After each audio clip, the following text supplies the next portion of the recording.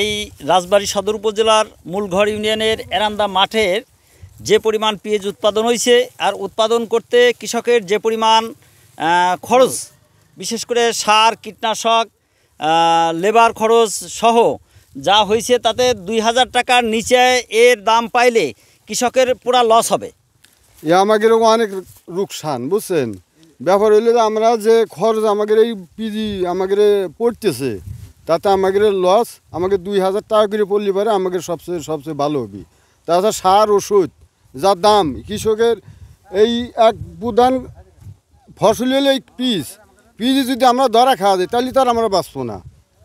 পরে তাটা 700 টাকা, পিজ এক মনে হলে 800 টাকা 900 টাকা, তাহলে আমরা কী করে বাঁচি? আবার সার ওষুধ কীটনাশক এ যা দাম, প্রত্যেকটা জিনিসের দাম বেশি।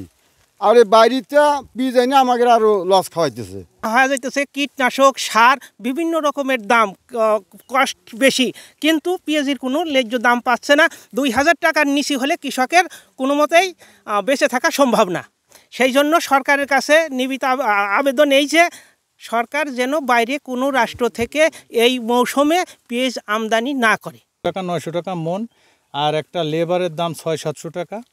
সব কিছু মিলেই মানে সামনে যে ইটটা কীভাবে কাটবে গেলে এই নিয়ে এরা খুব দুশ্চিন্তা আছে। তাই জন্য গভর্নমেন্ট যদি একটু সুদৃষ্টি এই বিষয় দেয় তাহলে হয়তো সুন্দর হয়তো ব্যবস্থা যদি একটু নিত। এই জন্যে বর্তমান যে প্রধান উপদেষ্টার দায়িত্বে আছেন আমাদের ডক্টর ইউনূস স্যার, ওনার কাছে হয়তো আবেদন করতেছি এই বিষয়টা যেন উনি সুদৃষ্টি দিয়ে কৃষকের এই দুরবস্থাটা যেন একটু হয়। আসসালামু আলাইকুম। আসলে আমাদের রাজবাড়ী জেলা বাংলাদেশের তৃতীয় বৃহত্তম পেঁয়াজ উৎপাদনকারী জেলা হিসেবে আমরা জানি। আর রাজবাড়ী জেলার ভিতর মূলঘর ইউনিয়নটা পেঁয়াজ উৎপাদনে কিন্তু সেরা। তো আমাদের এখানকার কৃষকের মূল টার্গেটই থাকে যে সারা বছরে আমরা পেঁয়াজ চাষের যে পেঁয়াজের যে উৎপাদিত যে অর্থটা পাবো, এটা দিয়ে আমরা হয়তো একটু ভালোভাবে জীবনযাপন করব। তো সেই সুবাদে অনেকে করে কি ওই আমাদের ভিতর কিছু এনজিও থেকে লোন করে, কেউ হয়তো কৃষি ব্যাংক থেকে লোন করে, কেউ হয়তো হাওলাত বরাত করে এই পেঁয়াজ চাষটা করে, কেউ বাকিতে এই কৃষক ডিলারদের কাছ থেকে সার ওষুধ কেনে। এইভাবেই পেঁয়াজ আবাদটা করে থাকে আমাদের এলাকার কৃষকরা। তো এবার যেইভাবে উৎপাদন হয়েছে মাশাআল্লাহ উৎপাদন ভালো, কিন্তু দামের যে পরিস্থিতি, 1 কেজি সার কিনতে হয়েছে 50 থেকে 55 টাকা দিয়ে, একটা কীটনাশক কিনতে হয়েছে 200 টাকার কীটনাশক 250-300 টাকা দিয়ে। সব কিছুতেই দাম বাড়তি, কিন্তু পেঁয়াজের দামটা কমে গেছে, যার কারণে কৃষকের খুবই ক্ষতির মুখীন হচ্ছে।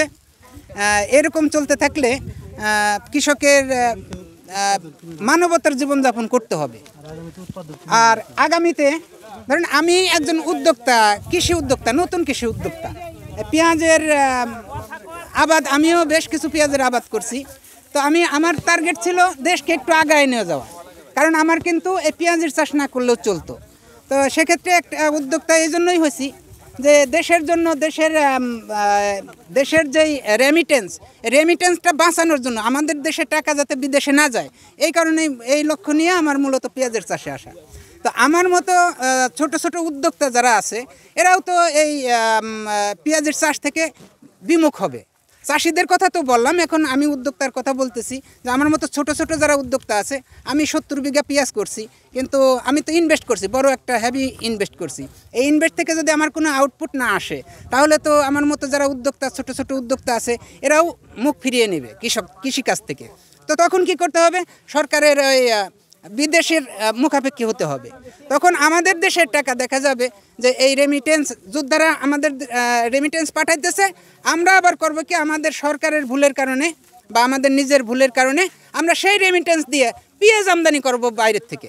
এটা খুবই লজ্জাজনক হবে দেশের জন্য যে আমাদের রেমিটেন্স যোদ্ধারা আনবে রেমিটেন্স, আর আমরা এখান থেকে পেঁয়াজ দেশের কৃষককে মেরে আমরা সেই পেঁয়াজটা আমদানি করব বিদেশ থেকে।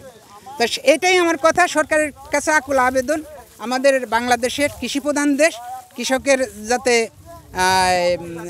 পেঁয়াজের দামটা ন্যায্য দাম পায়, এটাই আমার কথা।